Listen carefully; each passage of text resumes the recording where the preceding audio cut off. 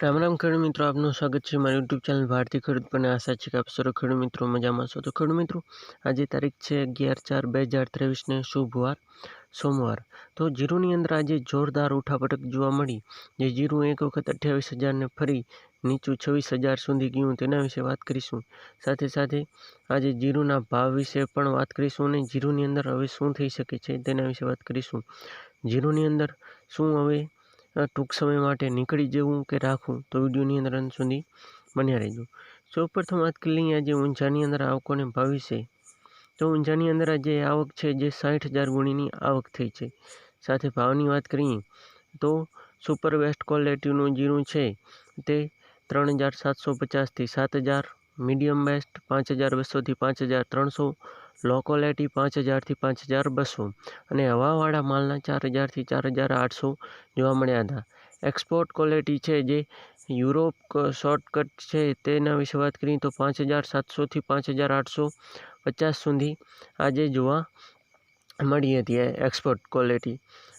તો ખાસ ખેડૂત મિત્રો, જે સવારના 50થી 70 રૂપિયા નરમ હતું, પણ સાંજના થોડી એવી ફરીથી જે વાત કરીએ તો તેજી મંદી સાથે હાજર બજારની અંદર કારોબાર થયા હતા. વાયદા બજારની વાત કરીએ તો આજે માર્ચ મહિનાનો વાયદો સાંજના બંધ થયો ત્યારે 26,650 અને એપ્રિલ મહિનાનો વાયદો 25,525, એટલે કે માર્ચ મહિનાનો વાયદો હાઈ છે તે 28,105 અને લો 26,650.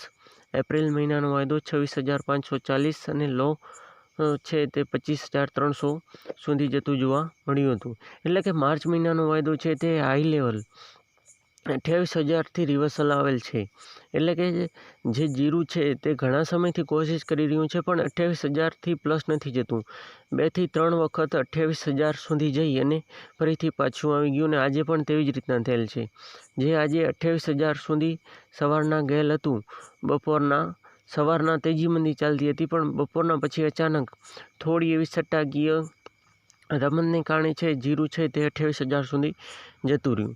અને હવે એક્સપોર્ટની વાત કરીએ તો એક્સપોર્ટ પણ ઠીકઠાક સારા છે. હાલ સ્ટોકિસ્ટોની જે માંગ છે તેટલું મને નથી લાગતું કે સ્ટોકિસ્ટ ઇન્વોલ્વ હોય, કારણ કે સ્ટોકિસ્ટ ઇન્વોલ્વ ક્યારે થાય છે જ્યારે ભાવ ઘટતા હોય. હાલ ભાવ વધતા છે, એટલા માટે ખાસ ખેડૂત મિત્રો હવે જીરુની અંદર નીચે મંદી તરફ જઈ શકે છે, કારણ કે જીરું બપોરના 1,000થી 1,500 જેવી તેજી હતી, પણ સાંજ આવતા 200-300 રૂપિયાની માર્ચ એપ્રિલ મહિનાના વાયદાની અંદર મંદી જોવા મળી. તો ખાસ ખેડૂત મિત્રો હવે વાત કરી લઈએ કે શું થઈ શકે છે. આપણે તમને જે ટાર્ગેટ આપેલ હતા તે પ્રમાણે ખાસ ખેડૂત મિત્રો મેં ગયા 2-3 વિડીયોની અંદર પણ કીધું હતું કે હવે જે પણ માર્ચ મહિનાની અંદર જે ખેડૂતોએ નીકળવું છે તેમ ખેડૂત મિત્રોએ જલ્દીથી નીકળી જવું, કારણ કે ટૂંક સમયની અંદર જો તમે નહીં નીકળો તો તમને એક મોટી મંદીનો સામનો કરવો પડશે. ત્યાર પછી તેજી આવે અલગ વાત છે, પણ નીચેની અંદર 22,000-23,000 સુધીનું લેવલ જીરું હવે આપણને જોવા મળશે આવનારા દિવસોની અંદર, કારણ કે જે અહીંયાથી તમે રિવર્સલ જોયું 27,000-28,000થી રિવર્સલ આવ્યું ને જે આજે 26,650 સાથે બંધ થયેલ છે.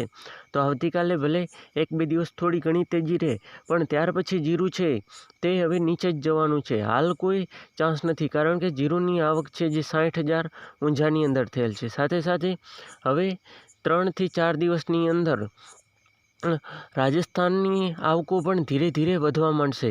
એટલા માટે જે વેપારીઓને માલ ખપતો હશે તેના કરતાં વધારે મળશે એવી ધારણા કરીને બેઠા હશે ને વધારે આવકો થવાથી છે જે જીરુની અંદર પ્રેશર બનશે ને એક મંદી તરફ જશે.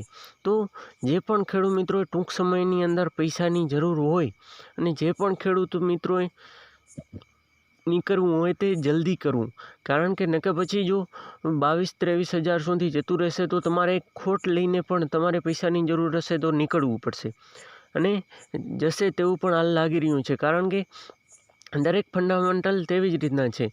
હાજર બજાર જુઓ તો પણ તેવી રીતના છે.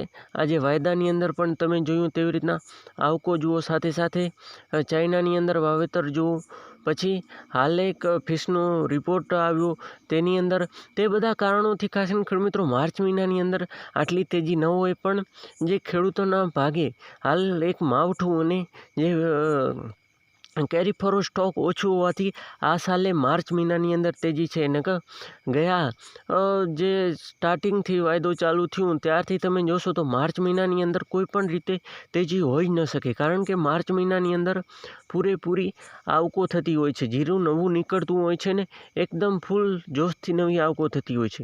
એટલા માટે ખાસ ખેડૂત મિત્રો માર્ચની અંદર આટલી મોટી તેજી ન હોય, પણ આ એક તેજી છે જે કેરી ફોરવર્ડ સ્ટોક ન હોવાથી અને અન્ય કારણો આપણે જણાવ્યા તેવી રીતના તે માટે આ તેજી છે.